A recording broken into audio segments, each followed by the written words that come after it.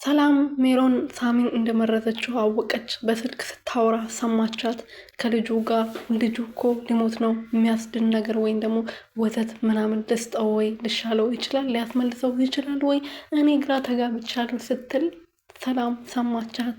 ሰላም በጣም ደነገጠች። እንደዚህ ታረጋለች፣ እንደዚህ ሳሚ ላይ ትጨቅናለች ብላ አስባ ስለማታውቅ በጣም ነበረ ግራ እየተጋባችው። ያኔው ሮጣ ነበረ ለግርማና ለጆሲ የተናገረችው። ሰላም ሰላም ቤተሰብ እንዴት ናችሁልኝ? ያለው ፈጣሪ የተመሰገነው። በያላችሁበት ሰላማችሁ ብትትርፍርፍ ይበልልኝ። ለዚህ ቤት አዲስ የሆናችሁ ሰብስክራይብ፣ ሼር፣ ላይክ እያደረጋችሁ ቤተሰብ እንድትሆኑ በትህትና ጠይቃችኋለሁ። አሴት ክፍል 14 ላይ እንግዲህ ሳሚቾ ታሞ ሆስፒታል ገብቶ ነበረ። ግን አሁን ደህና ነው፣ ተሽሎታል።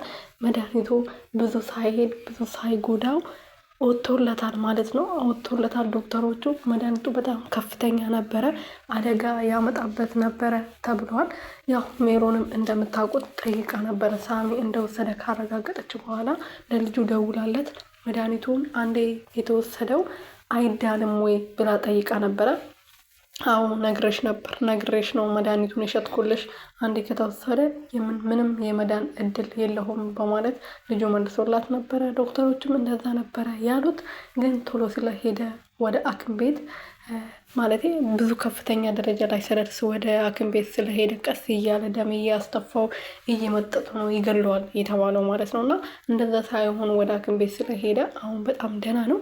ሰላምዬ ሜሮን እንደመረዘችው አወቀች። ግን ለሳሚ ሳይሆን ለሷ እንደነበረ በስልክ ስታወራ ሰምታ ሁሉንም ለነ ጆሲም ለነ ግርማም ተናግራለች። ግርማ ማመን ነበረ ያቃተው። እንዴት እንደዚህ ታደርጊያለሽ? እንደዚህ ክፉ መሆንሽን አላወቅኩም ነበር። እኔ ሰላምን ለማግባት ደፋ ቀና እላለሁ፣ መቼ ነው ማገኛት እላለሁ። አንቺ ጭራሽ ልትገይብኝ ነበረ። ጭራሽ እሱ አልበቃ ብሎች ደግሞ ልጅን ለመግደል ይሄናል ተናንቀናል፣ ይሄናል ርቀሽ ሄደሻል። ወይኔ ግርማ ተዋድጃለሁ በማለት ራሱን እንትን ሲል ነበረና እሱ ነው ይሄናል ፊት ሰጥቷት ይሄናል መንገድ እንድትሄድ ያደረገው ማለት ነው።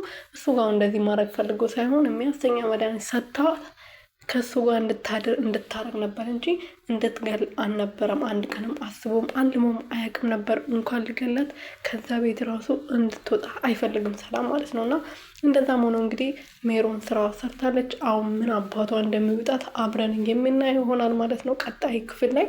ግን ቶሎ ቶሎ ብትነቁልን።